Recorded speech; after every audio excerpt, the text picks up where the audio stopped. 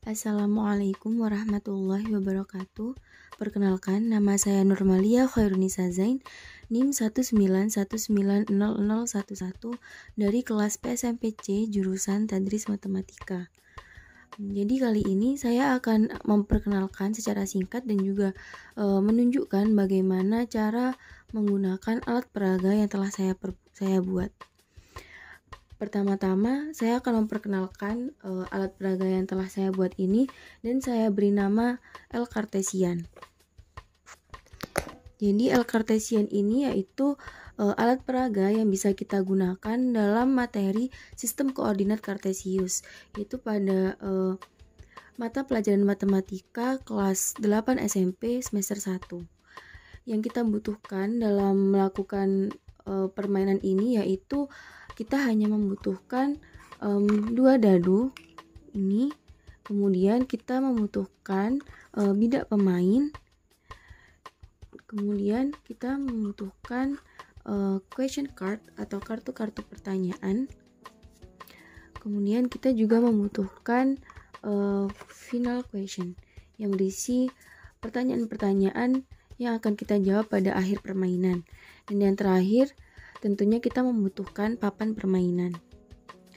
Jadi langsung saja kita akan memperagakan bagaimana alat peraga ini dapat digunakan.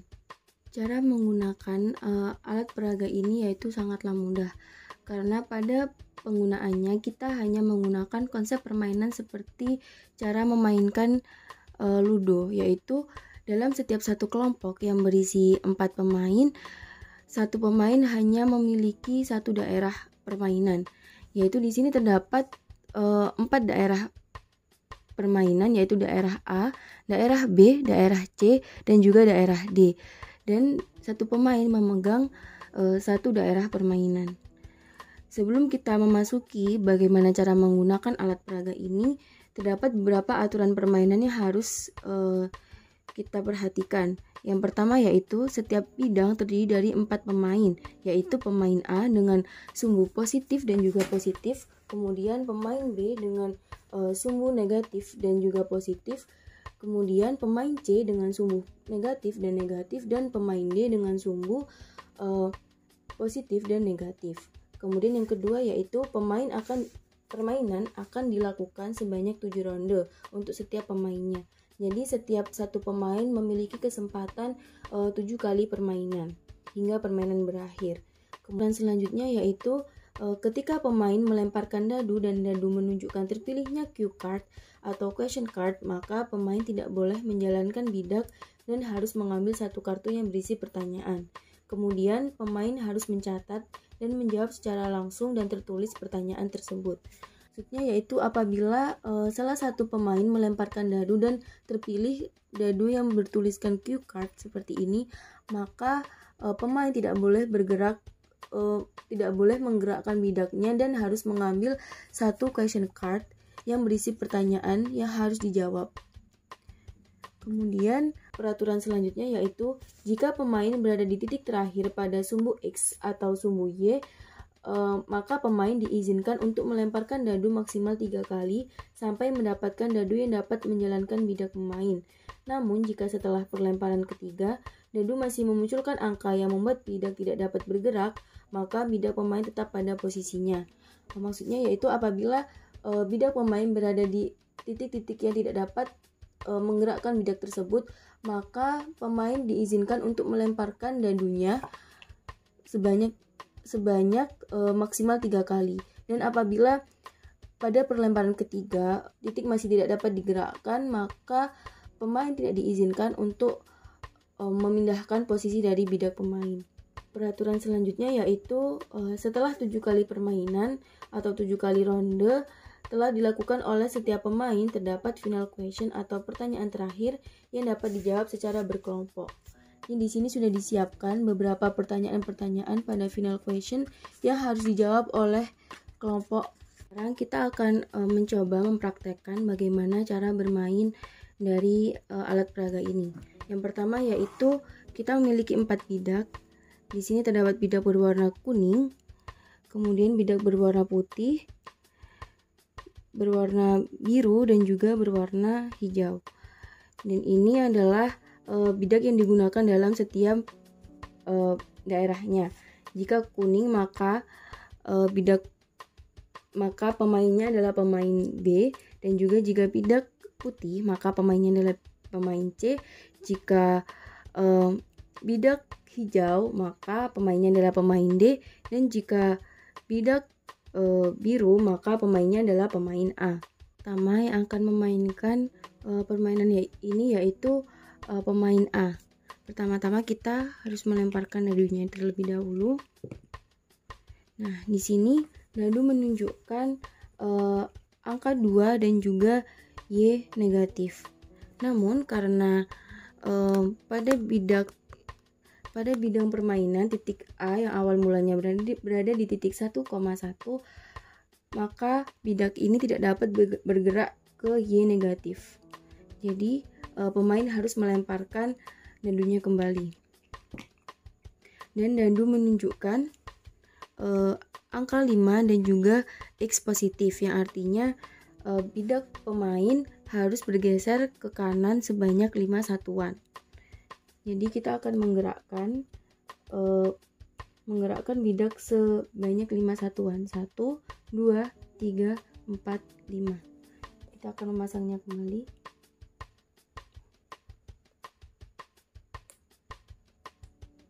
Setelah itu kita akan melanjutkan ke pemain yang kedua, yaitu pemain B yang berada pada bidang berwarna kuning.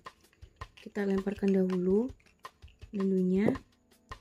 Dan di sini tunjukkan dadu dengan X positif dan juga angka 4. Dan yang tentu saja jika diperhatikan pada daerah yang berwarna kuning, yaitu daerah B, maka bidak pemain tidak dapat bergerak ke arah kanan. Jadi pemain harus melemparkan dadunya sekali lagi.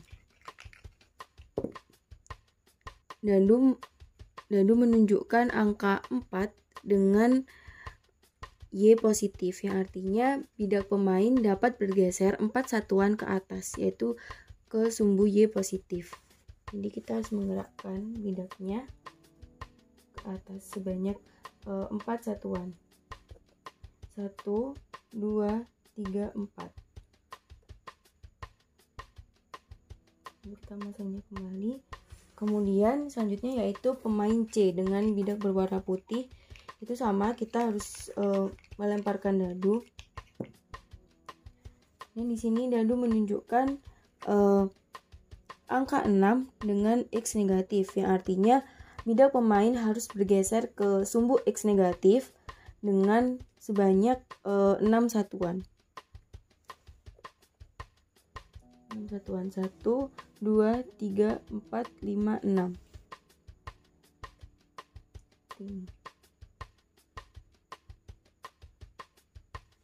Kemudian pemain yang terakhir yaitu pemain D dengan bidang permainan berwarna hijau. Kita akan melemparkan dadu seperti 3 pemain sebelumnya. Dan dadu menunjukkan angka 3 dengan question card. Karena di sini tertera question card, maka pemain D tidak diperbolehkan untuk menggerakkan bidaknya dan harus mengambil satu kartu. Jika mengambil satu kartu di sini terdapat pertanyaan bagaimana posisi garis AC terhadap garis BD. Maksud dari garis AC di sini yaitu garis dari pemain A dan pemain C, kemudian garis terhadap garis pemain B dan juga garis pemain D. Dan jika kita tarik garis dari garis A ke C dan garis B ke D, yaitu posisinya garis AB berpotongan dengan garis BD. Jadi seperti itu cara menjawabnya, dan pemain harus mencatat setiap pertanyaan dan juga jawaban. Saat pemain telah melakukan permainan, maka dapat dihitung satu ronde.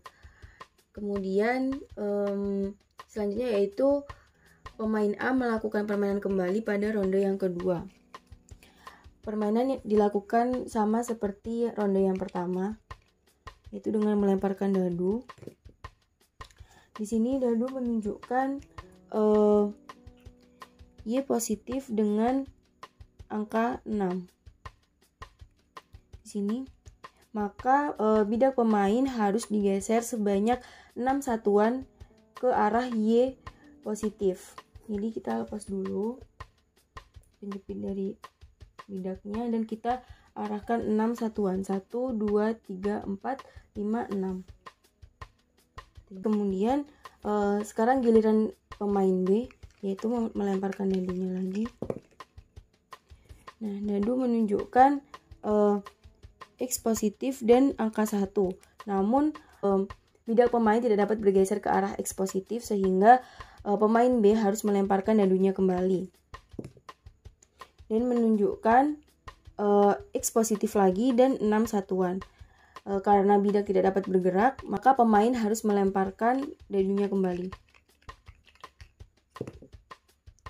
Dan menunjukkan angka 4 dengan question card. Jadi pemain B harus mengambil satu kartu. Kemudian tanyakan adalah posisi titik pemain B terhadap titik A, C, dan D. Maka kita harus menghitung berapa satuan jarak antara pemain B terhadap pemain A, kemudian pemain B terhadap pemain C, dan pemain B terhadap pemain D. Cara menghitungnya yaitu kita mulai dari pemain A. Kita hitung terlebih dahulu sumbu X-nya, kemudian kita hitung sumbu Y-nya. Jika sumbu X, jika saat menghitung sumbu X mengarah ke arah kiri, maka dapat dikatakan sebagai mengarah ke sumbu X negatif. Dan jika mengarah ke bawah, maka dapat dikatakan dengan mengarah ke Y negatif.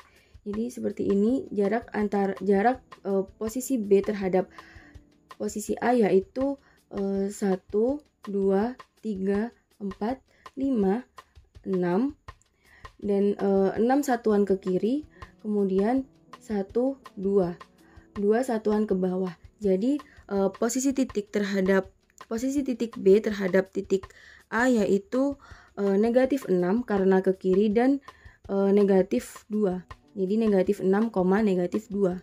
Seperti itu. Kemudian posisi titik pemain B terhadap titik C itu sama seperti cara menghitung sebelumnya, yaitu kita menghitung dari C ke B yaitu 1, 2, 3, 4, 5, 6 ke arah kanan, dan kemudian 1, 2, 3, 4, 5, 6 ke arah atas. Jadi 6 satuan ke kanan, kemudian 6 satuan ke atas. Jika disimpulkan menjadi 6,6. Kemudian posisi titik B terhadap titik D, yaitu kita menghitung D ke B, yaitu awalnya dari sumbu X terlebih dahulu, 1, 2. Jadi 2 satuan ke kiri, kemudian 1, 2, 3, 4, 5, 6. Berarti jarak dari posisi titik D ke titik B yaitu negatif 2,6. Seperti itu. Jadi jika selesai, pemain B dapat mencatat setiap jawaban yang telah pemain jawab, kemudian dilanjutkan oleh pemain yang selanjutnya. Titik C. Kita lempar terlebih dahulu. Dan dadu menunjukkan question card dengan angka 6. Jadi pemain tidak diizinkan untuk bergerak dan harus menjawab question card. Dan di sini ada pertanyaan, tentukan posisi titik pemain D terhadap titik pemain A, pemain B, dan pemain C. Sama seperti cara menghitung dari question card yang sebelumnya, yaitu kita harus menghitung berapa jarak dari pemain A ke pemain D, kemudian pemain B ke pemain D, dan pemain C ke pemain D. Yang pertama yaitu menghitung jarak pemain A ke pemain D. Yang pertama kita harus menghitung dari sumbu X-nya terlebih dahulu, yaitu 1, 2, 3, 4 satuan ke kiri, kemudian 1, 2, 3, 4, 5, 6, 7, 8 satuan ke bawah. Berarti jarak antara titik A ke titik D yaitu negatif 4, negatif 8. Begitu juga dengan titik B dan titik C. Cara menghitungnya yaitu sama. Lemparkan kembali dadunya untuk pemain D. dan menunjukkan angka 5 dengan X positif. Seperti ini, maka bidak pemain dapat digeser sebanyak 5 satuan ke kanan. Kemudian kita geser sebanyak 5 satuan. 1, 2, 3, 4, 5. Sini. Kemudian kita akan memasuki ronde yang ketiga. Untuk ronde yang ketiga sampai yang terakhir yaitu ronde ke-7, cara bermainnya yaitu sama. Jika kita berada pada posisi titik yang tidak dapat digerakkan kembali, maka kita harus melemparkan dadu. Dan juga ketika kita mendapatkan question card, maka kita harus mengambil kartu yang telah disediakan di sini. Dan jika sudah sampai kepada ronde yang ke-7, maka dalam satu kelompok harus menjawab beberapa pertanyaan yang sudah disiapkan pada final question. Di sini yaitu terdapat pertanyaan yang pertama, apakah terdapat garis dari 2 titik bidak pemain yang sejajar dengan sumbu X? Sebutkan. Maksud dari sejajar di sini yaitu apabila 2 titik yang membentuk garis ini memiliki posisi yang sama dengan sumbu X. Di sini terdapat jika dalam bidang permainan terdapat satu garis yang memiliki kesejajaran dengan sumbu X, yaitu titik C dengan titik D. Titik C dengan posisi negatif 7, negatif 1 dan titik D dengan posisi 12, negatif 1. Jadi garis yang memiliki posisi sejajar dengan sumbu X yaitu garis CD. Kemudian pertanyaan yang kedua yaitu sama seperti pertanyaan yang pertama. Apakah terdapat garis dari 2 titik bidak pemain yang tegak lurus dengan sumbu X? Sebutkan. Tegak lurus di sini artinya garis memiliki posisi dengan posisi yang membentuk sudut 90 derajat.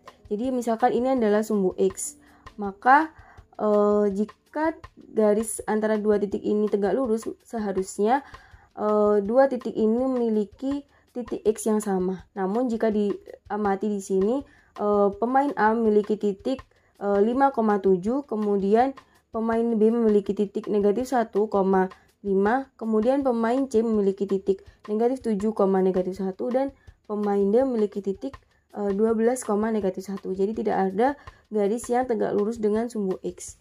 Begitu juga dengan pertanyaan yang ketiga dan keempat, yaitu menanyakan tentang kesejajaran dari dengan sumbu Y. Yang keempat yaitu tegak lurus dengan sumbu Y.